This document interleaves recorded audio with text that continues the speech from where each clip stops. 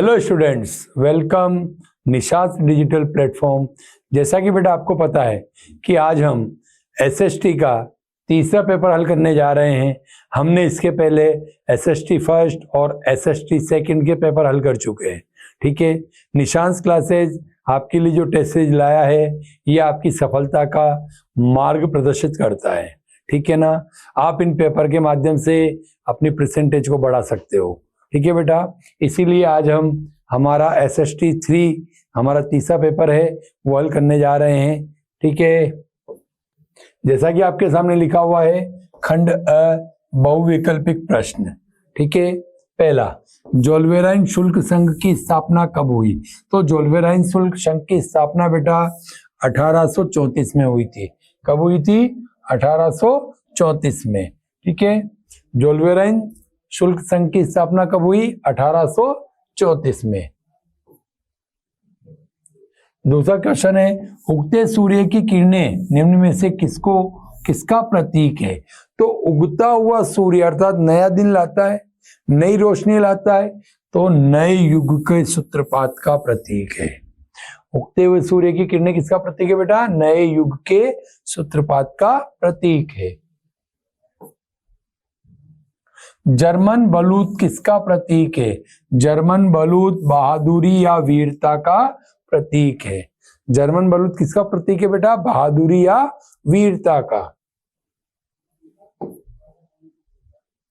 अगला क्वेश्चन है, रामचरितमानस का पहला मुद्रित संस्करण कब प्रकाशित हुआ? तो रामचरितमानस का पहला मुद्रित संस्करण बेटा 1810 में प्रकाशित हुआ था। कहां से हुआ था आपको पता है? कलकत्ता से। ठीक है ना, कहां से प्रकाशित हुआ था ये? कलकत्ता से। अगला देखो बेटा, भारत में प्रिंटिंग प्रेस की स्थापना सबसे पहले कहां हुई? तो भारत में प्रिंटिंग प्रेस की स्थापना सबसे पहले गोवा में हुई थी। 16वीं शताब्दी में हुई थी। कब हुई थी? 16वीं शताब्दी में। ठीक है ना, किसके द्वारा की गई थी बेटा? ये स्थापना की गई थी पुर्तगालियों के द्वारा। किसके द्वारा? पुर्तगालियों के द्वारा स्थापना की गई थी। किसने की थी स्थापना? पुर्तगालियों ने। ठीक है ना, भारत में पहली प्रिंटिंग प्रेस गोवा में लगाई गई थी, 16वीं शताब्दी में लगाई गई थी और पुर्तगालियों के द्वारा लगाई गई थी। 1448 में गुटेनबर्ग ने कौन सी पहली पुस्तक छापी थी? तो गुटेनबर्ग प्रिंटिंग प्रेस से छपने वाली पहली पुस्तक थी बाइबिल। कौन सी पुस्तक थी बेटा? बाइबिल। 1885 में यूरोप के ताकतवर देशों ने किस महाद्वीप के नक्शे पर लकीरें खींचकर आपस में बांट लिया? तो बेटा यूरोप ने अफ्रीका को, ठीक है ना, अफ्रीकी महाद्वीप को लाइन खींच करके उसको क्या कर लिया? आपस में बांट लिया। अगला है, विश्व बैंक और IMF अर्थात अंतर्राष्ट्रीय मुद्रा कोष ने औपचारिक रूप से कार्य करना प्रारंभ किया 1947 से। ठीक है ना, कब से प्रारंभ किया? 1947 से। आर्थिक महामंदी का सबसे बुरा प्रभाव किस देश पर पड़ा? तो आर्थिक महामंदी का सबसे बुरा प्रभाव अमेरिका पर पड़ा था। निम्न में से किसे एक नए युग का पहला प्रतीक कहा गया है? ठीक है ना, इसे नए युग का पहला प्रतीक कहा गया है तो कपास को। ठीक है ना, किसको कहा गया बेटा? कपास को। औद्योगिक क्रांति सर्वप्रथम किस देश में प्रारंभ हुई थी? तो आपको पता है औद्योगिक क्रांति सर्वप्रथम इंग्लैंड में प्रारंभ हुई थी। देखो बेटा, JN टाटा ने जमशेदपुर में भारत में प्रथम लौह एवं इस्पात संयंत्र स्थापित किया। तो कब किया था? 1912 में। JN टाटा के द्वारा भारत में पहला लौह इस्पात संयंत्र 1912 में लगाया गया। ठीक है, विश्वव्यापी आर्थिक मंदी की शुरुआत हुई 1929 में। ठीक है ना, विश्वव्यापी आर्थिक मंदी की शुरुआत कब हुई थी? 1929 में।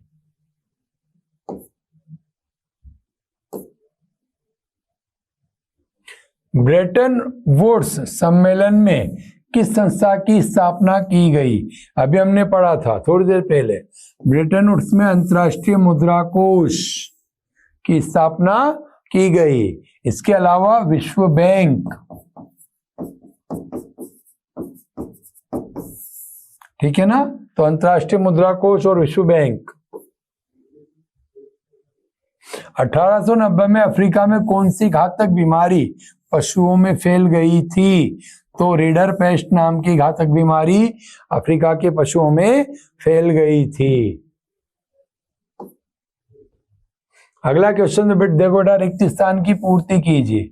तो रिक्त स्थान भरने हमारे को। दूसरा क्वेश्चन है हमारा, राष्ट्रवाद की प्रथम अभिव्यक्ति सन 1789 में, ठीक है ना, अर्थात 1789 में फ्रांसीसी क्रांति के साथ हुई।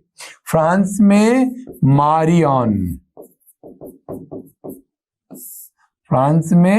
मारियन को राष्ट्र की नारी रूपक के रूप में प्रस्तुत किया गया या चित्रित किया गया। वियना सम्मेलन 1815 में हुआ था, किसकी अध्यक्षता में हुआ था? ड्यूक मेटरनिक, ठीक है ना, किसकी अध्यक्षता में हुआ था? ड्यूक मेटरनिक की अध्यक्षता में हुआ था। अगला क्वेश्चन देखो बेटा, क्वेश्चन नंबर 3, अति लघुतात्मक प्रश्न, कैलीग्राफी क्या है? अगला क्वेश्चन क्या हमारा, कैलीग्राफी क्या है?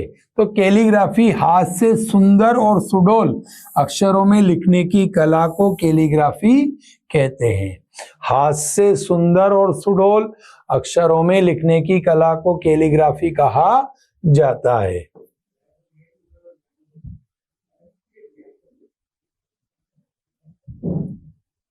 अगला देखो, वेलम किसे कहते हैं? अगला क्वेश्चन क्या हमारा, वेलम किसे कहते हैं? तो चर्मपत्र या जानवरों के चमड़े से बनी लेखन की सतह को वेलन कहते हैं, ठीक है ना, चर्मपत्र या जानवरों के चमड़े से बनी लेखन की सतह को वेलम कहा जाता है। वर्नाक्यूलर प्रेस एक्ट कब और क्यों पास किया गया? ठीक है ना, तो वर्नाक्यूलर प्रेस एक्ट जो है बेटा, इसको हम देसी साहित्य पर प्रतिबंध लगाने के उद्देश्य से इसे पारित किया गया था। वर्नाक्यूलर प्रेस एक्ट को हम देसी प्रेस एक्ट के नाम से भी जानते हैं। किस नाम से जानते हैं? देसी प्रेस एक्ट। इसलिए क्यों लागू किया गया था? देसी साहित्य पर प्रतिबंध लगाने के उद्देश्य से इसे लागू किया गया था। कब लागू किया था? तो 1878 में इसको लागू किया गया था। 1878 में देसी साहित्य पर प्रतिबंध लगाने के उद्देश्य से इसको लागू किया गया था। स्त्री धर्म विचार पुस्तक किसने लिखी? तो राम चड्ढा ने, ठीक है ना। स्त्री धर्म विचार पुस्तक किसके द्वारा लिखी गई थी? राम चड्ढा के द्वारा। देवबंद सेमिनरी की स्थापना कब हुई? तो देवबंद सेमिनरी की स्थापना 1867 में हुई थी, ठीक है ना। कब हुई थी? 1867 में। अगला क्वेश्चन, मुद्रण क्रांति क्या थी? तो छापे खाने के आविष्कार से पुस्तकों का बड़े पैमाने पर उत्पादन एवं प्रसार होने लगा, इसे मुद्रण क्रांति कहा गया। छापे खाने के आविष्कार से पुस्तकों का बड़े पैमाने पर उत्पादन एवं प्रसार होने लगा, इसे मुद्रण क्रांति कहा गया। अगला देखो, गुलामगिरी नामक पुस्तक कब व किसने लिखी? तो गुलामगिरी नामक पुस्तक 1871 में ज्योतिबा फुले के द्वारा लिखी गई, ठीक है ना। अगला क्वेश्चन है बेटा, मुद्रण की सबसे पहली तकनीक कहाँ विकसित हुई? तो इसका आंसर होगा चीन में। कहाँ विकसित हुई थी? चीन में। संवाद कौमुदी नामक समाचार पत्र का प्रकाशन कब और किसके द्वारा किया गया? तो संवाद कौमुदी नामक समाचार पत्र का प्रकाशन 1821 में राजा राम मोहन राय के द्वारा प्रकाशित किया गया या प्रकाशन किया गया। अगला क्वेश्चन देखो बेटा, यूरोप में मध्यम वर्ग के उदय का क्या कारण था? ठीक है, तो यूरोप में मध्यम वर्ग के उदय के कारण देखो बेटा, पश्चिम और मध्य यूरोप के हिस्सों में औद्योगिक उत्पादन और व्यापार में वृद्धि से शहरों का विकास हुआ। ठीक है ना, पश्चिमी और मध्य यूरोप में औद्योगिक उत्पादन और व्यापार से शहरों का क्या हुआ? विकास हुआ, जिससे वाणिज्य वर्गों का उदय हुआ। जिससे किसका उदय हुआ बेटा? वाणिज्य वर्गों का उदय हुआ। इस वर्ग का अस्तित्व बाजार के उत्पादन पर निर्भर था। इस वर्ग का अस्तित्व किस पे था? बाजार के उत्पादन पर निर्भर करता था। दूसरा देखो बेटा, इंग्लैंड में औद्योगिकरण 18वीं शताब्दी के दूसरे चरण में प्रारंभ हुआ था। इंग्लैंड में औद्योगिकरण कब प्रारंभ हुआ? 18वीं शताब्दी के दूसरे चरण में। जबकि फ्रांस और जर्मनी के राज्यों के कुछ हिस्सों में यह 19वीं शताब्दी के दौरान हुआ। ठीक है ना, फ्रांस और जर्मनी के कुछ राज्यों में कब हुआ? 19वीं शताब्दी के दौरान हुआ। तीसरा, इस प्रक्रिया के परिणाम स्वरूप नए सामाजिक समूह अस्तित्व में आए। इस प्रक्रिया के परिणाम स्वरूप क्या हुआ बेटा? नया सामाजिक वर्ग अस्तित्व में आया और श्रमिक वर्ग के लोग और मध्यम वर्ग जो उद्योगपति, व्यापारियों और सेवा क्षेत्र से बना था। ठीक है ना, श्रमिक वर्ग के लोग, उद्योगपति और व्यापारियों तथा सेवा क्षेत्र के व्यक्तियों से ये बना था। चौथा देखो, मध्य और पूर्वी यूरोप में इन समूहों का आकार 19वीं शताब्दी के अंतिम दशकों तक छोटा ही था। ठीक है ना, मध्य और पूर्वी यूरोप में इन समूहों का आकार 19वीं शताब्दी के अंतिम दशकों तक कैसा था? छोटा था। शिक्षित और उदारवादी मध्यम वर्गों के बीच ही राष्ट्रीय एकता के विचार लोकप्रिय हुए थे। ठीक है ना, शिक्षित और उदारवादी मध्यम वर्ग के बीच ही राष्ट्रीय एकता के विचार क्या हुए थे? लोकप्रिय हुए थे। अगला देखो, बाल्कन प्रदेशों में राष्ट्रवादी तनाव क्यों पनपा? अगला क्वेश्चन क्या है बेटा हमारा? बाल्कन प्रदेशों में राष्ट्रवादी तनाव क्यों पनपा? तो बाल्कन प्रदेशों में राष्ट्रवादी तनाव के पनपने के कारण थे। बाल्कन प्रदेशों में राष्ट्रवादी तनाव के पनपने के निम्नलिखित कारण थे। पहला, इस क्षेत्र में औद्योगिक और जातीय भिन्नता थी। इस क्षेत्र में क्या थी? भौगोलिक और जातीय भिन्नताएं पाई जाती थी। ईसाई प्रजातियों की मुसलमानों तुर्कों द्वारा शोषण से यहाँ विस्फोटक स्थिति बन गई। यहाँ पर ईसाई जातियों का शोषण कौन कर रहा था? मुसलमान जाति के व्यक्ति कर रहे थे। दूसरा, 19वीं शताब्दी में ओटोमन साम्राज्य ने आधुनिकीकरण और आंतरिक सुधार के द्वारा स्थिति में परिवर्तन लाने की कोशिश की, लेकिन कोई विशेष सफलता नहीं मिल पाई। तीसरा, जैसे जैसे विभिन्न समान राष्ट्रीय समूहों में समानता एवं स्वतंत्रता राष्ट्रवाद का विकास हुआ, वैसे वैसे बाल्कन क्षेत्र में तनाव बढ़ता चला गया। चौथा, बाल्कन राज्यों में आपसी प्रतिस्पर्धा और हथियारों की होड़ लग गई। इससे परिस्थितियां गंभीर और जटिल हो गई।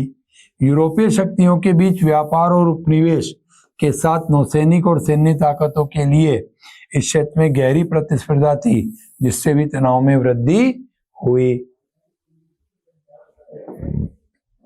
अगला क्वेश्चन, उदारवादी राष्ट्रवाद की विशेषताएं लिखिए। तो यूरोप में 19वीं शताब्दी के प्रारंभिक दशकों में राष्ट्रीय एकता से संबंधित विचार उदारवाद से अधिक जुड़े हुए थे। उदारवाद शब्द लातिन भाषा के मूल शब्द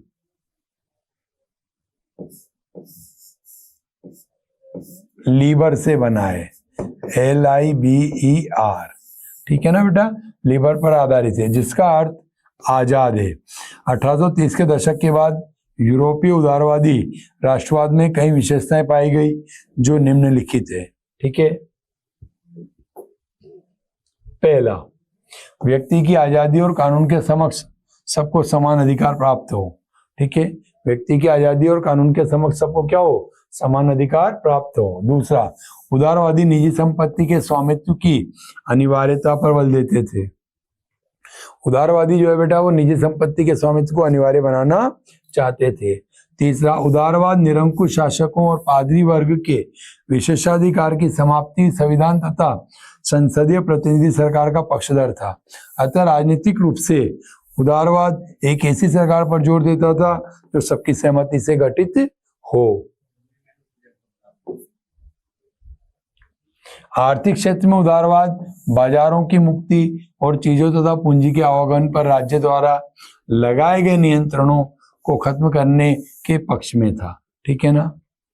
पांचवा, आर्थिक हितों का राष्ट्रीय एकीकरण करना और व्यापक राष्ट्रवादी भावनाओं को आर्थिक राष्ट्रवादी की लहर से मजबूत बनाना था। छठा, प्रेस की आजादी आवश्यकता पर उदारवादी राष्ट्रवादियों ने जोर दिया। ठीक है ना। उदारवादी क्या चाहते थे? प्रेस की आजादी चाहते थे, मीडिया की आजादी चाहते थे। अगला क्वेश्चन है बेटा हमारा, सिल्क रूट रेशम मार्ग क्या है? इसका महत्व बताइए। सिल्क रूट आधुनिक काल से पहले व्यापारिक और सांस्कृतिक संपर्कों का जीवंत उदाहरण है, सिल्क मार्ग के रूप में दिखाई देता है। ठीक है ना बेटा। सिल्क मार्ग से पश्चिम को भेजे जाने वाले चीनी रेशम सिल्क का कितना महत्व था, इतिहासकारों ने बहुत सारे सिल्क मार्गों के बारे में बताया है। ठीक है ना। इतिहासकारों ने क्या किया बेटा? बहुत सारे सिल्क मार्गों के बारे में बताया है। जमीन या समुद्र से होकर गुजरने वाले ये रास्ते न केवल एशिया के विशाल क्षेत्र को एक दूसरे से जोड़ने का काम करते थे, बल्कि यह एशिया और यूरोप तथा उत्तरी अफ्रीका से भी जुड़ते थे। ठीक है ना। ये कहां से जुड़ते थे? एशिया, यूरोप और उत्तरी अफ्रीका से भी। ऐसे मार्ग ईसा पूर्व के समय ही सामने आ चुके थे। ये सारे के सारे मार्ग ईसा पूर्व के समय से पहले ही सामने आ चुके थे। सिल्क रूट का महत्व, सिल्क रूट से चीनी पॉटरी जाती थी और इसी रास्ते से भारत और दक्षिण एशिया के कपड़े, मसाले दूसरे क्षेत्र में पहुंचते थे। वापसी में इसी मार्ग से बेटा सोना, चांदी जैसी कीमती धातुएं यूरोप से एशिया में पहुंचती थी। वापसी में इधर से मसाले जाते थे, कपड़ा जाता था, कृषि उत्पाद जाते थे, चीनी पोट्री जाती थी, और वापसी में उसी मार्ग से सोना चांदी जैसी बहुमूल्य धातुएं भारत में या एशिया में आया करती थी। सिल्क मार्ग से व्यापार और सांस्कृतिक आदान प्रदान की प्रक्रिया साथ साथ चलती रही। सिल्क मार्ग से बेटा व्यापार और सांस्कृतिक आदान प्रदान की क्रियाएं एक साथ चलती रही। ईसाई मिशनरी तथा मुस्लिम धर्म उपदेशक निश्चित ही इस मार्ग से एशिया में आते थे। इससे भी पहले बौद्ध धर्म सिल्क मार्ग की विविध शाखाओं से ही कई दिशाओं में फैला हुआ था। ठीक है ना। और रेशम मार्ग जो था बेटा, सिल्क रूट जो था, इसी सिल्क रूट के माध्यम से ईसाई और मुस्लिम धर्म उपदेशक पूरे विश्व में फैले। बौद्ध धर्म उपदेशक भी इसी मार्ग से पूरे विश्व में फैलने का काम किया था। ब्रेटन वुड्स से आप क्या समझते हैं? इसकी दो जुड़वा संतानें किसे कहा गया है?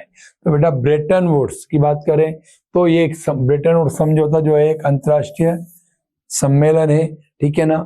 दोनों विश्व युद्धों के मध्य अंतरराष्ट्रीय आर्थिक व्यवस्था को सुनिश्चित करने, औद्योगिक विश्व में आर्थिक स्थिरता एवं पूर्ण रोजगार को बनाए रखने हेतु जुलाई 1944 में अमेरिका स्थित न्यू हैम्पशायर के ब्रेटन वुड्स, मतलब अमेरिका के न्यू हैम्पशायर राज्य के ब्रेटन वुड्स नामक स्थान पर संयुक्त राष्ट्र मौद्रिक एवं वित्तीय सम्मेलन की सहमति बनी। ठीक है ना। तो ये क्या था बेटा? संयुक्त राष्ट्र मौद्रिक और वित्तीय सम्मेलन था। ठीक है ना। ब्रेटन वुड्स सम्मेलन ही में ही अंतर्राष्ट्रीय मुद्रा कोष IMF की स्थापना की गई। युद्धोत्तर पुनर्निर्माण के लिए धन की व्यवस्था करने हेतु अंतर्राष्ट्रीय पुनर्निर्माण एवं विकास बैंक, ठीक है ना, अंतर्राष्ट्रीय पुनर्निर्माण एवं विकास बैंक का गठन किया गया। इसलिए विश्व बैंक और अंतर्राष्ट्रीय मुद्रा कोष को ब्रेटन वुड्स की ट्विंस, इसकी जुड़वा संतानें भी कहा जाता है। तो ब्रेटन वुड्स की जुड़वा संतानें कौन कौन सी हो गई बेटा? अंतर्राष्ट्रीय मुद्रा कोष और विश्व बैंक। इसी आधार पर युद्धोत्तर अंतर्राष्ट्रीय आर्थिक व्यवस्था को प्राय ब्रेटन वुड्स व्यवस्था भी कहा जाता है। ठीक है। ब्रेटन वुड्स व्यवस्था ब्रेटन वुड्स व्यवस्था निश्चित विनिमय दरों पर आधारित थी। इसमें राष्ट्रीय मुद्राएं एक निश्चित विनिमय दर में बंधी हुई थी। उदाहरणार्थ $1 के बदले में रुपए की संख्या निश्चित थी। अगला क्वेश्चन है हमारा, रीडर पेस्ट बीमारी का अफ्रीका पर क्या प्रभाव पड़ा।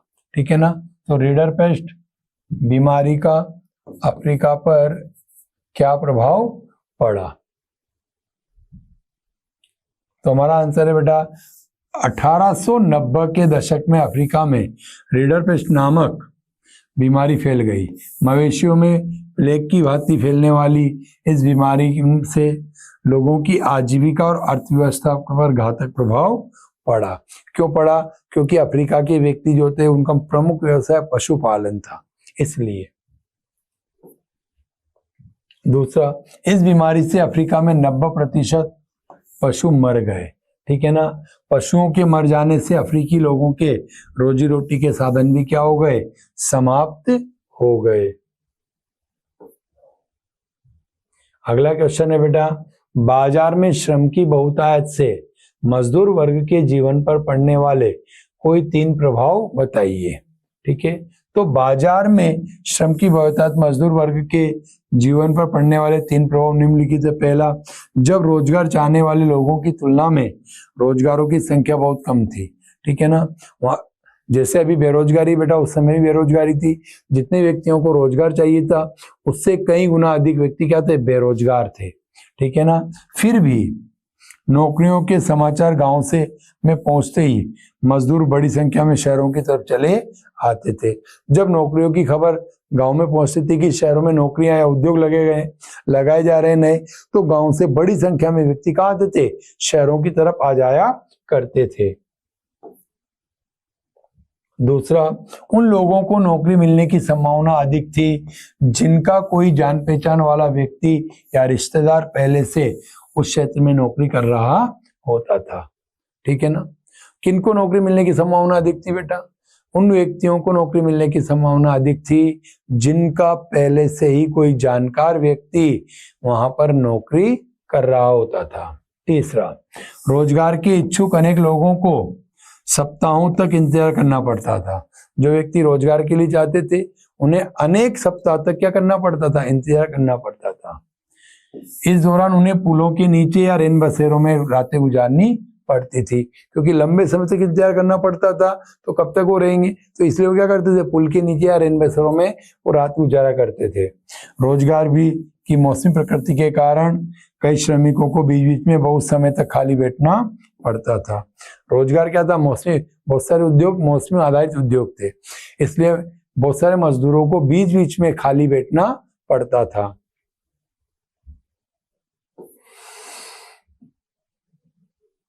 अगला देखो बेटा, आदि औद्योगिकरण क्या है। भारतीय बुनकरों पर ईस्ट इंडिया कंपनी ने किस प्रकार नियंत्रण स्थापित किया। तो आदि औद्योगिकरण का मतलब, आदि का मतलब होता है प्रारंभिक अवस्था। आदि का मतलब क्या होता है, प्रारंभ या पहले, शुरुआत। ठीक है, प्रारंभ बोल दो या पहले की अवस्था बोल दो। ठीक है ना, तो इंग्लैंड और यूरोप में फैक्ट्रियों की स्थापना के पहले औद्योगिक उत्पादन को आदि औद्योगिकरण कहा जाता है। ठीक है ना, इंग्लैंड और यूरोप में फैक्ट्रियों की स्थापना से पहले के औद्योगिक उत्पादन को क्या कहा जाता है बेटा, आदि औद्योगिकरण का नाम दिया जाता है। अगला देखो, भारतीय बुनकरों पर ईस्ट इंडिया कंपनी का नियंत्रण कैसे किया उन्होंने। तो भारतीय बुनकरों पर ईस्ट इंडिया कंपनी ने निम्नलिखित प्रकार से नियंत्रण स्थापित किया। पहला, ईस्ट इंडिया कंपनी ने कपड़ा व्यापारियों और दलालों को खत्म करके बुनकरों पर प्रत्यक्ष नियंत्रण स्थापित किया। ठीक है ना, ईस्ट इंडिया कंपनी ने कपड़ा व्यापारियों और दलालों को क्या कर दिया, समाप्त कर दिया और उन पर सीधा नियंत्रण स्थापित कर दिया बुनकरों पर। दूसरा, ईस्ट इंडिया कंपनी को माल बेचने वाले बुनकरों को अन्य खरीदारों के साथ कारोबार करने पर प्रतिबंधी लगा दी गई। जो भी बुनकर ईस्ट इंडिया कंपनी के साथ व्यापार कर रहे थे, कपड़ा बना रहे थे उनके लिए, वह अब दूसरे अन्य किसी के लिए भी काम नहीं कर सकते थे।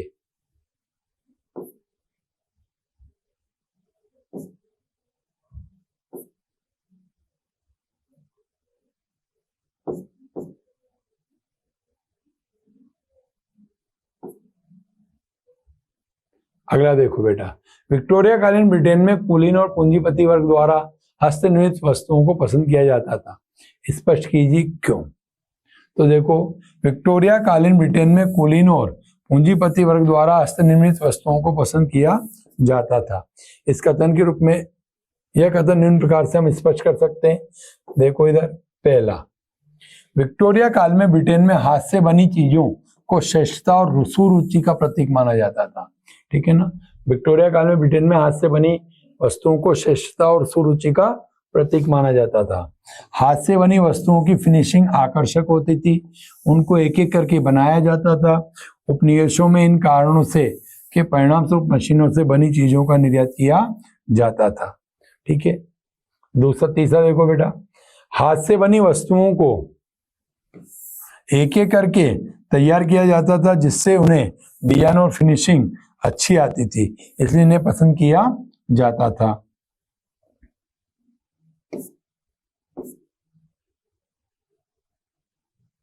अगला क्वेश्चन, औद्योगिकरण से आप क्या समझते हैं? इसका प्रारंभ इंग्लैंड से ही क्यों हुआ? इसका 4वां क्वेश्चन है बेटा। तो औद्योगिकरण का अर्थ इसके नाम से पता लगा है, जब उद्योगों की अत्यधिक मात्रा में स्थापना की जाएगी तो इसको क्या बोलेंगे बेटा? हम औद्योगिकरण। ठीक है, औद्योगिकरण का अर्थ है कल कारखानों का विकास तथा बड़े पैमाने पर फैक्ट्रियों से होने वाले उत्पादन से है। निम्नलिखित अनुकूल परिस्थितियों के कारण औद्योगिक क्रांति सबसे पहले इंग्लैंड से शुरू हुई थी। पहला, लोहा एवं कोयले की उपलब्धियां। इंग्लैंड में कच्चा माल, इंग्लैंड में वेल्स, स्कॉटलैंड आदि में उद्योगों के लिए मशीनों और ईंधन के लिए लोहे व कोयले की खानें अवस्थित थी। ठीक है ना, ताकि कच्चा माल उपलब्ध हो रहा है। दूसरा, जल यातायात की सुविधा, माल के यातायात के लिए जलीय जहाजों का निर्माण करने के लिए पर्याप्त व्यवस्था थी। ठीक है ना। तीसरा, उपनिवेशवाद।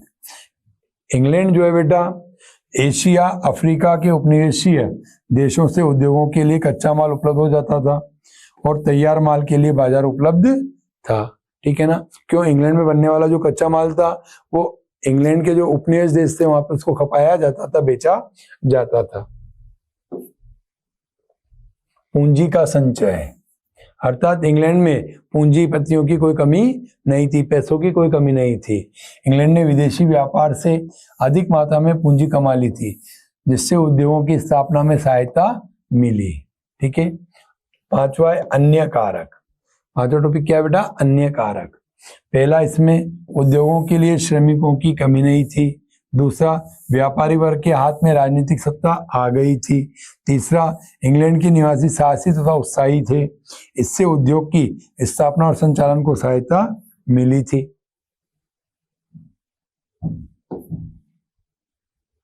अगला क्वेश्चन देखो बेटा, ब्रिटिश औद्योगिकरण के कारण भारतीय बुनकरों को किन समस्याओं का सामना करना पड़ा?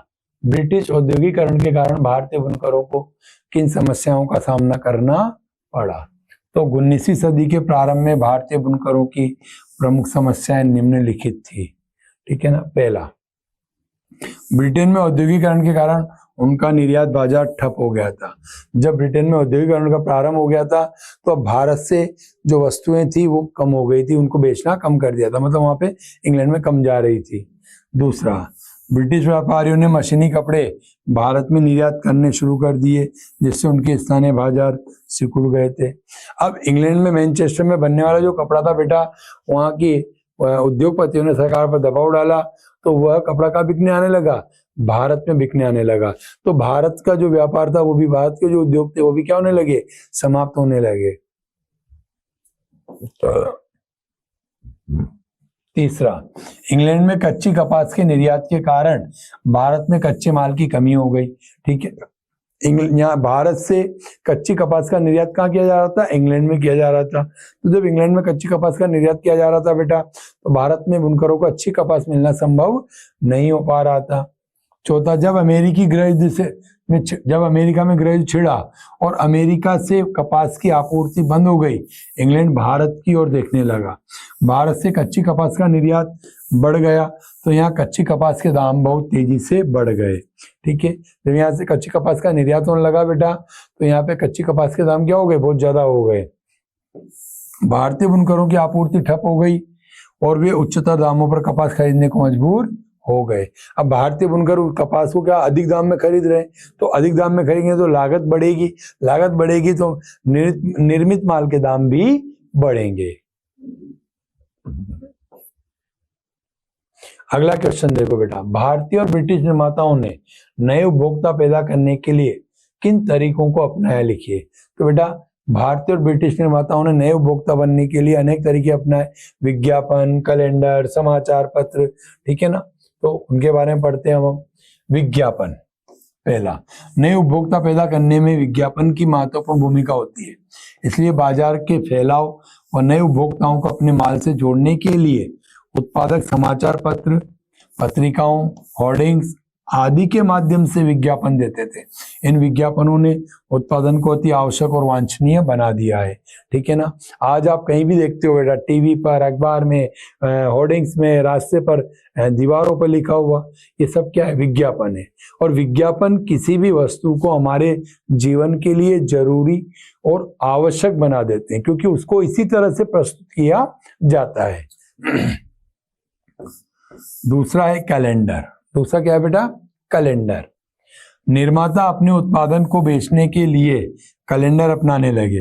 कैलेंडर निरक्षर लोगों की समझ में आ जाया करते थे। कैलेंडर क्या होता था बेटा, निरक्षर व्यक्तियों को भी समझ में आते थे। क्यों आते थे, क्योंकि उसमें चित्र हुआ करते थे, ठीक है ना। अब हम बात कर रहे हैं कैलेंडर की, और कैलेंडर जो है बेटा दफ्तर में होते हैं, चाय की दुकानों पर होते हैं, मध्यम वर्गीय परिवारों के घर में लगे होते हैं। कैलेंडर एक ऐसी विज्ञापन के लिए एक ऐसा तरीका है जिसमें व्यक्ति कैलेंडर में दिया गया विज्ञापन 1 तारीख से लेकर के 1 जनवरी से लेकर के 31 दिसंबर तक देखता है, अर्थात पूरे वर्ष उस विज्ञापन को देखता है। जब लगातार एक ही विज्ञापन को बार बार व्यक्ति देखेगा तो उसकी विचारधारा में भी परिवर्तन आएगा और वो उस वस्तु को खरीदने के लिए प्रेरित होता है। देखो, ये कैलेंडर चाय की दुकानों, कार्यालय, मध्यम वर्गीय लोगों के घरों में लटके रहते थे। इन कैलेंडरों को लगाने वाले लोग विज्ञापनों को प्रतिदिन अर्थात पूरे वर्ष देखते थे। इन कैलेंडरों में भी नए उत्पादों को बेचने के लिए देवी देवताओं के चित्र अंकित किए जाते थे, ठीक है ना। अगला है लेबल लगाना, ब्रांड। लेबल लगाना मतलब होता है ब्रांड, ठीक है ना। अपने उत्पादक के बाजार को फैलाने के लिए उत्पादक लेबल लगाने का प्रयोग करते थे।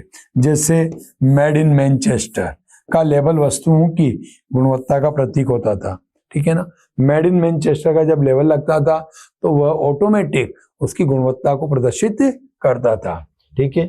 जैसा कि आपको नजर आ रहा होगा, मेरी टी शर्ट पे लिखा हुआ है निशान, तो हमारा एक ब्रांड है निशान, ठीक है ना। ये हमारी अपनी गुणवत्ता को प्रदर्शित कर रहा है या नहीं कर रहा है, तो ये भी वही चीज है।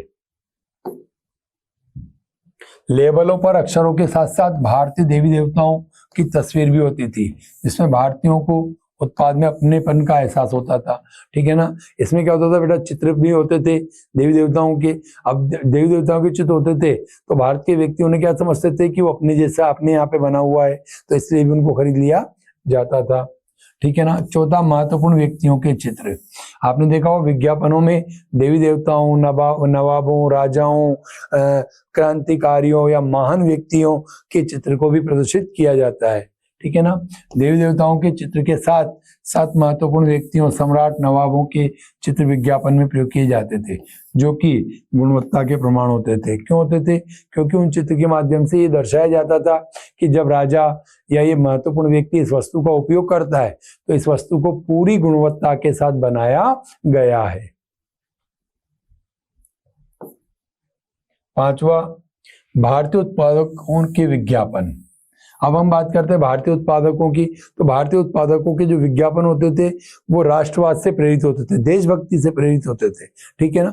इन विज्ञापनों में राष्ट्रवाद के लिए जोर दिया जाता था। इन विज्ञापनों को देखने पे ऐसा लगता था कि हमारे देश का अपना है, ठीक है ना। इधर देखो, भारतीय उत्पादक भी इस युक्ति का उपयोग करते थे। जब भारतीय निर्माताओं ने विज्ञापन बनाए तो उसमें राष्ट्रवादी संदेश साफ मुखर होता था कि यदि आप राष्ट्र की परवाह करते हैं तो उन वस्तुओं को खरीदें जिन्हें भारत ने बनाया है। विज्ञापन स्वदेशी राष्ट्रीय आंदोलन के संदेशवाहक बन गए थे। विज्ञापन क्या बन गए थे, स्वदेशी राष्ट्रवाहक के संदेशवाहक बन गए थे। अगला क्वेश्चन है बेटा, निबंधात्मक क्वेश्चन है हमारा। नमक यात्रा की चर्चा करते हुए स्पष्ट करे कि वह उपनिवेशवाद के खिलाफ प्रतिरोध का एक असरदार प्रतीक था। तो नमक यात्रा की जगह अगर आप शब्द आ जाए दांडी मार्च, तो भी आपको आंसर यही लिखना है, ठीक है ना, क्योंकि दांडी मार्च को बोलते हैं। महात्मा गांधी ने नमक यात्रा जो प्रारंभ करी थी साबरमती से करी थी, कहाँ खत्म होनी थी, दांडी नामक स्थान पर। इसको इसलिए दांडी मार्च भी कहा जाता है। कहाँ पहुंच रहे हैं इसमें, दांडी पहुंचने के लिए ये पदयात्रा हुई थी, ठीक है ना। 31 जनवरी 1930 में को गांधी जी ने वायसराय इरविन को एक खत लिखा। इस खत में उन्होंने 11 मांगों का उल्लेख किया, ठीक है ना। महात्मा गांधी ने कितनी मांगों का उल्लेख किया, 11 मांगों का उल्लेख किया। यह 11 मांगे किसान, मजदूर, उद्योगपति, साधारण व्यक्तियों सबसे जुड़ी हुई थी, लेकिन इनमें सबसे प्रमुख मांग थी नमक कर को समाप्त करने की, क्योंकि अंग्रेज सरकार ने बेटा उस समय पर नमक बनाने पर भी टैक्स लगा दिया था, नमक बनाने पर पाबंदी लगा दी थी, ठीक है, और नमक पर टैक्स लगा दिया था। इसमें से कुछ सामान्य मांगे थी, जबकि कुछ मांगे उद्योगपतियों से लेकर किसानों तथा विभिन्न तबकों से जुड़ी हुई थी। गांधी जी इन मांगों के माध्यम से समाज के सभी वर्गों को अपने साथ जोड़ना चाहते थे, ताकि सभी उनके अभियान में शामिल हो सके। इनमें से सर्वाधिक प्रमुख मांग नमक कर को समाप्त करने की थी, ठीक है ना। सबसे प्रमुख मांग क्या थी बेटा, नमक कर को समाप्त करने की थी। सफलतापूर्वक नमक यात्रा निकालकर गांधी जी ने औपनिवेशिक ब्रिटिश सरकार को अपने सत्याग्रह के तरीके से उत्तर दिया था। नमक यात्रा वास्तव में उपनिवेशवाद के विरुद्ध प्रतिरोध का एक सबसे बड़ा प्रतीक थी। दूसरे शब्दों में गांधी जी की दांडी यात्रा ब्रिटिश शासन के खिलाफ प्रतिरोध का एक असरदार प्रतीक थी, क्योंकि पहला, ये प्रथम अवसर था जब भारतीय नेताओं ने कानून तोड़ने का निर्णय लिया, ठीक है ना। ये पहला अवसर था जब भारत के नेता अंग्रेजों के कानूनों को तोड़ना प्रारंभ कर दिया था। लोगों को अब न केवल अंग्रेजों के असहयोग के लिए बल्कि औपनिवेशिक कानूनों को तोड़ने के लिए भी कहा गया। अब लोगों को अंग्रेजों का सहयोग नहीं करने और अंग्रेजी कानूनों को तोड़ने के लिए कहा जाने लगा था। दूसरा, भारत के विभिन्न भागों में हजारों भारतीयों ने नमक बनाकर कानून तोड़ा और नमक की फैक्ट्रियों के समक्ष प्रदर्शन किए। बहुत सारे व्यक्तियों ने नमक फैक्ट्रियों के सामने प्रदर्शन किए और नमक बना करके इस कानून को तोड़ा। तीसरा, जैसे जैसे आंदोलन फैला, विदेशी कपड़ों का बहिष्कार किया गया, शराब की दुकानों की पैकेटिंग की गई, घेराबंदी की गई, किसानों ने लगान देने से मना कर दिया, चौकीदारी टैक्स देने से मना कर दिया, ग्रामीण अधिकारियों ने त्यागपत्र दे दिए और कई स्थानों पर सुरक्षित वनों में की लकड़ी इकट्ठी करके वो पशु चराकर वन संबंधी कानून का उल्लंघन किया गया, ठीक है ना। तो प्रत्येक क्षेत्र में अंग्रेजों के कानूनों को इसमें तोड़ना कहा गया या तोड़ा गया। इस गतिविधियों को देखकर उपनिवेशिक सरकार ने एक एक करके कांग्रेस नेताओं को बंदी बनाना शुरू कर दिया।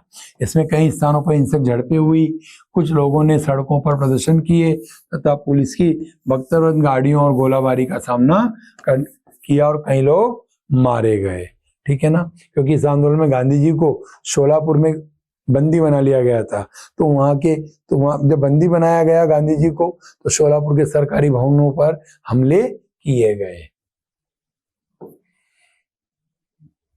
पांचवा, जब स्वयं गांधी जी को बंदी बनाया गया तो शोलापुर के औद्योगिक श्रमिकों ने पुलिस चौकियों, नगर पालिका भवनों, न्यायालयों, रेलवे स्टेशनों सहित अन्य भवनों पर हमले किए जो अंग्रेजी शासन के प्रतीक थे, ठीक है।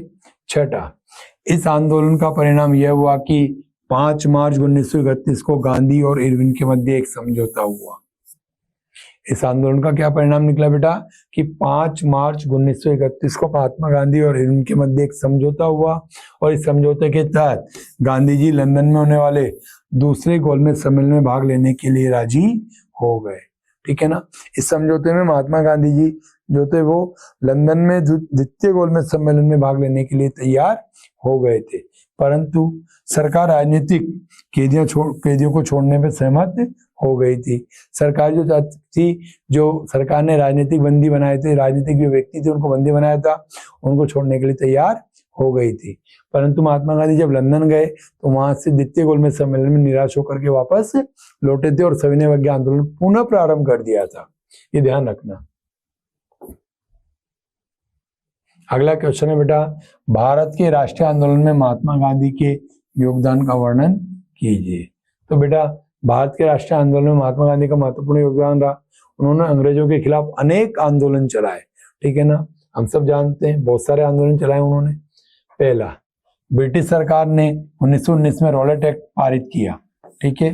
ब्रिटिश सरकार ने 1919 में क्या किया बेटा, रॉलेट एक्ट पारित किया, तो जिसके अनुसार सरकार को राजनीतिक बंदियों व्यक्तियों को कुचलने और राजनीतिक बंदियों को 2 वर्ष तक बिना मुकदमा चलाए जेल में बंद रखने का अधिकार मिल गया था।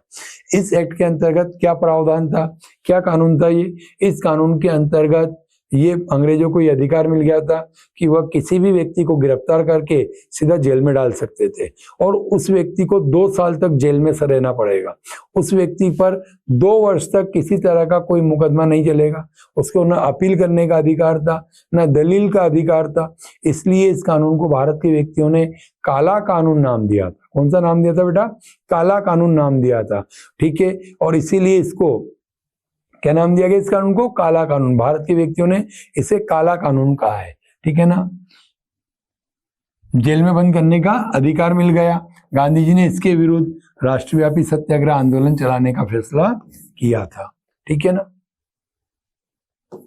दूसरा देखो, 1921 में गांधी जी ने असहयोग आंदोलन चलाया। 1921 में महात्मा गांधी जी के द्वारा क्या चलाया गया, असहयोग आंदोलन। इस आंदोलन के दौरान विदेशी माल का बहिष्कार किया गया, शराब की दुकानों पर धरने दिए गए तथा विदेशी वस्त्रों की होली जलाई गई और स्वदेशी वस्त्रों के उपयोग पर जोर दिया गया। ध्यान रखना है ना। हजारों विद्यार्थियों ने स्कूल कॉलेज छोड़ दिए, शिक्षकों ने त्याग पत्र दे दिए। मद्रास के अतिरिक्त अधिकतर प्रांतों के प्रांतीय परिषदों के जो चुनाव हो रहे थे उन सबका बहिष्कार किया गया। केवल मद्रास जो वर्तमान में चेन्नई है वहां के प्रांतीय परिषदों के चुनाव में ही भाग लिया था, बाकी पूरे भारत के प्रांतीय परिषदों के चुनाव का क्या किया गया, बहिष्कार किया गया असहयोग आंदोलन के दौरान। तीसरा, 12 मार्च 1930 को महात्मा गांधी अपने 78 अनुयायी या कार्यकर्ताओं के साथ नमक यात्रा शुरू करते हैं। क्या करते हैं बेटा, नमक यात्रा, अभी हमने पढ़ा था, ठीक है ना। साबरमती, अहमदाबाद के साबरमती आश्रम से 240 किलोमीटर दूर डांडी नामक स्थान पर यह यात्रा समाप्त होनी थी, ठीक है ना। यह यात्रा साबरमती से गांधी जी के आश्रम से 240 किलोमीटर दूर डांडी नामक स्थान पर जाकर के समाप्त होनी थी और महात्मा गांधी 6 अप्रैल को डांडी पहुंचे। महात्मा गांधी डांडी कब पहुंचे बेटा, 6 अप्रैल को पहुंचे और उन्होंने वहां पहुंच करके क्या किया, समुद्र का पानी उबाल करके नमक बनाना प्रारंभ कर दिया। यह अंग्रेजों के नमक कानून का उल्लंघन था, ठीक है ना। और नमक बनाकर सविनय अवज्ञा आंदोलन शुरू किया, ठीक है। हजारों लोगों ने नमक बनाकर नमक कानून तोड़ा। अनेक स्थानों पर विदेशी वस्त्रों की होली जलाई गई थी और शराब की दुकानों पर धरने दिए गए थे, ठीक है ना। इस आंदोलन में भी क्या हुआ कि आंदोलन चल रहा है, कानूनों को तोड़ने की बात कही गई थी, हमने पढ़ा अभी सविनय अवज्ञा आंदोलन में, ठीक है। तो उसी के तहत ये काम किए गए थे। चौथा, क्रिप्स मिशन की असफलता और द्वितीय विश्व युद्ध के प्रभाव ने भारत के व्यापक असंतोष को जन्म दिया था, ठीक है बेटा। इसके फलस्वरूप गांधी जी ने एक आंदोलन शुरू किया जिसमें उन्होंने अंग्रेजों को पूरी तरह से भारत छोड़ने पर जोर दिया। पूरे देश में व्यापक पैमाने पर एक अहिंसक जन संघर्ष का आह्वान किया गया।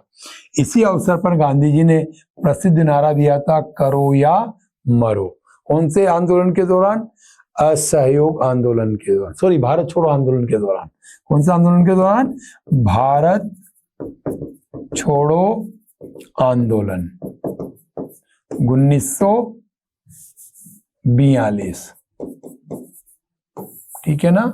कब दिया था बेटा, 1942 में, ठीक है ना। करो या मरो का नारा महात्मा गांधी जी ने भारत छोड़ो आंदोलन के दौरान 1942 में दिया था और कहा था कि या तो हम स्वतंत्र होंगे या स्वतंत्रता प्राप्ति के प्रयास में मारे जाएंगे।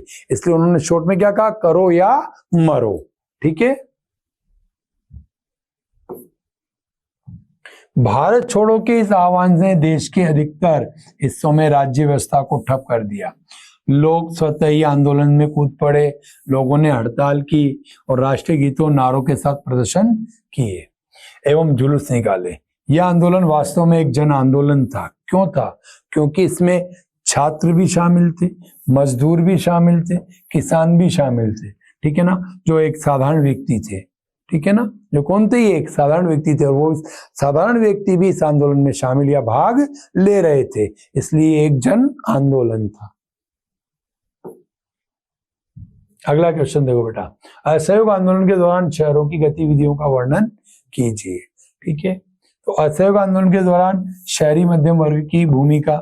शहरों में असहयोग आंदोलन की प्रगति का विश्लेषण निम्न बिंदुओं के आधार पर किया जा सकता है कि शहरों में असहयोग आंदोलन किस प्रकार फैला था। पहला, विद्यार्थियों, शिक्षकों, वकीलों की भूमिका। ठीक है, असहयोग आंदोलन के दौरान शहरों में हजारों विद्यार्थियों ने स्कूल कॉलेज छोड़ दिए, मुख्य अध्यापक एवं शिक्षकों ने त्यागपत्र सौंप दिए, वकीलों ने मुकदमे लड़ना बंद कर दिया और बड़ी संख्या में आंदोलन में भाग लिया। ठीक है, ये सब शहरी वर्ग, विद्यार्थी, शिक्षक और वकील शहरों में होते हैं। ठीक है, गांव में भी होते हैं। परिषद चुनाव का बहिष्कार। ठीक है, अभी पढ़ा था हमने। मद्रास के अतिरिक्त अधिकतर प्रांतों में परिषद चुनाव का बहिष्कार किया गया, लेकिन मद्रास में गैर ब्राह्मणों द्वारा गठित जस्टिस पार्टी ने परिषद चुनाव का बहिष्कार नहीं किया। ठीक है ना। तीसरा, आर्थिक मोर्चे पर असहयोग आंदोलन का प्रभाव। आंदोलन के दौरान विदेशी वस्तुओं का बहिष्कार किया गया, शराब की दुकानों की पैकेटिंग की गई, ठीक है ना, और विदेशी कपड़ों की होली जलाई गई। अनेक स्थानों पर व्यापारियों ने विदेशी वस्तुओं के व्यापार पर निवेश करना मना कर दिया, पैसा लगाना बंद कर दिया। ठीक है ना, इससे विदेशी कपड़ों का आयात आधा रह गया और भारतीय कपड़ा मिलों का, हथकरघों का उत्पादन बढ़ गया। ऐसा करने से क्या हुआ बेटा? विदेशी कपड़ों का आयात घट करके आधा हो गया और भारत में बनने वाले कपड़े बाजार में बिकने लगे, इन्हें अपना देशी बाजार उपलब्ध हो गया। शहरों में असहयोग आंदोलन के धीमे पड़ने का कारण। कालांतर में शहरों में असहयोग आंदोलन धीमा पड़ने लगा। इसके निम्नलिखित कारण थे। पहला, महंगा कपड़ा। खादी का कपड़ा मिलों में बड़े पैमाने पर बनने वाले कपड़े के मुकाबले प्राय महंगा होता था और निर्धन लोग इसे नहीं खरीद सकते थे। ठीक है ना, बाहर का कपड़ा धीरे धीरे खरीदने लग गए थे, लेकिन वो महंगे, मशीन से बना हुआ कपड़ा सस्ता होता था। ठीक है, फिनिशिंग अच्छी होती थी, तो कोई भी व्यक्ति, आप भी जानते हो बेटा, महंगी चीज क्यों खरीदेगा जब सस्ती मिल रही है। तो इसलिए उन्होंने वापस ये आंदोलन क्यों पड़ना धीमे, क्योंकि अब जो भारत का कपड़ा था वो महंगा था, तो उसको खरीदना धीरे धीरे व्यक्तियों ने क्या कर दिया, कम कर दिया, वापस मशीनों से बने कपड़ा खरीदने लग गए थे। दूसरा, वैकल्पिक भारतीय संस्थाओं की स्थापना धीमी प्रक्रिया है। असहयोग आंदोलन के दौरान ब्रिटिश संस्थाओं का बहिष्कार तो किया गया, परंतु वैकल्पिक संस्थाओं की स्थापना नहीं की गई। ठीक है ना, स्कूल कॉलेजों का बहिष्कार कर दिया, लेकिन स्कूल कॉलेज नहीं खोले गए। अदालतों का, ब्रिटिश अदालतों का बहिष्कार किया गया, लेकिन स्थानीय स्तर पर अदालतों की स्थापना नहीं की गई। ठीक है ना, फलतः विद्यार्थी, शिक्षक सरकारी स्कूलों में लौटने लगे तथा वकील पुनः सरकारी न्यायालय में वकालत करने लग गए। अगला क्वेश्चन, भारत छोड़ो आंदोलन का संक्षिप्त वर्णन दीजिए। गांधी जी ने एक आंदोलन शुरू किया जिसमें उन्होंने अंग्रेजों को पूरी तरह से भारत छोड़ने पर जोर दिया। इससे भारत छोड़ो आंदोलन का प्रमुख बातें निम्न प्रकार है। ठीक है ना। पहला, वर्धा में 14 जुलाई 1942 को अपनी कार्यकारिणी में कांग्रेस कार्य समिति ने ऐतिहासिक भारत छोड़ो प्रस्ताव पारित किया, जिसमें सत्ता का भारतीयों को तत्काल हस्तांतरण और भारत छोड़ने की मांग की गई। ठीक है ना, इसमें सत्ता को भारत को देने और अंग्रेजों को भारत छोड़ने की मांग की गई। 8 अगस्त 1942 को मुंबई में अखिल भारतीय कांग्रेस समिति ने इस प्रस्ताव का समर्थन किया, जिससे पूरे देश में व्यापक पैमाने पर अहिंसक संघर्ष का आह्वान किया गया। यह आंदोलन प्रारंभ हो गया। इसी अवसर पर गांधी जी ने प्रसिद्ध नारा करो या मरो का दिया था। ठीक है ना, कौन सा नारा दिया था गांधी जी ने? करो या मरो का। ठीक है, भारत छोड़ो के इस आह्वान ने देश के अधिकतर हिस्सों में राज्य व्यवस्था को ठप कर दिया। लोग स्वतः ही आंदोलन में कूद पड़े। लोगों ने हड़तालें की और राष्ट्रीय गीतों और नारों के साथ प्रदर्शन किए, जुलूस निकाले। यह आंदोलन वास्तव में एक जन आंदोलन था जिसमें छात्र, मजदूर और किसान जैसे हजारों साधारण व्यक्तियों ने भाग लिया था। इसमें नेताओं की सक्रिय भागीदारी भी देखी गई, जिसमें जयप्रकाश नारायण, अरुणा, आसफ अली, राम मनोहर लोहिया और बहुत सारी महिलाएं, जैसे बंगाल की मातंगिनी हाजरा, असम में कनकलता बरुआ और उड़ीसा में रमा देवी थी।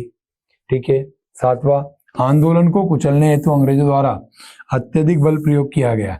इसके बावजूद इस आंदोलन को दबाने में अंग्रेजों को 1 वर्ष से अधिक का समय लग गया।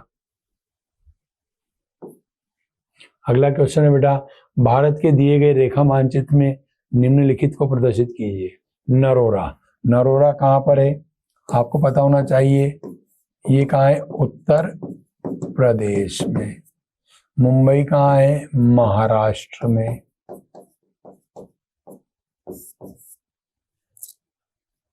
रावतभाटा कहाँ है बेटा? राजस्थान में। कलकत्ता कहाँ है? पश्चिम बंगाल में। ठीक है। अब इनको मैप में भरते हैं हम। जैसा कि आपके सामने लगा हुआ है, ये नरोरा है, ये रावतभाटा है, ये मुंबई है और ये कलकत्ता है। ठीक है। नरोरा, रावतभाटा, मुंबई और कलकत्ता। ठीक है। ये उत्तर प्रदेश में, राजस्थान में, महाराष्ट्र में और पश्चिम बंगाल में। अगला देखो बेटा, भारत के दिए गए रेखा मानचित्र में निम्नलिखित को प्रदर्शित कीजिए। अथवा में है हमारा ये सुंदरगढ़, उड़ीसा में। कहाँ पे? ये उड़ीसा में। नेल्लोर, आंध्र प्रदेश में। बालाघाट, मध्य प्रदेश में। न्यू मंगलोर, कर्नाटक में। ठीक है। देखो बेटा, मध्य प्रदेश में बालाघाट, उड़ीसा में सुंदरगढ़, आंध्र प्रदेश में नेल्लोर और कर्नाटक में न्यू मंगलोर। ठीक है। क्लियर?